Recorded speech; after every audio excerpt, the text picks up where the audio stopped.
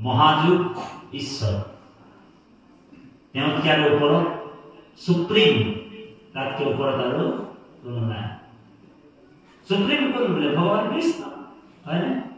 যাৰ আজ্ঞা মানে পালন মানে আজ্ঞা মানে হিৰোধাৰ্য কৰি ৰাখিছে তিনিজন দেৱতা ব্ৰহ্মা হৰি আৰু হৰ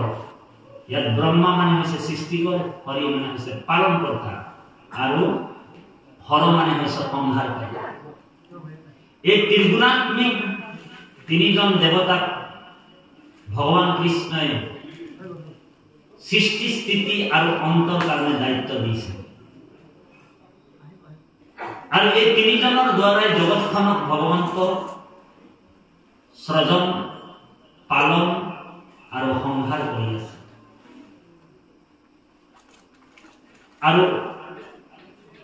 এখন ব্ৰহ্মাণ্ড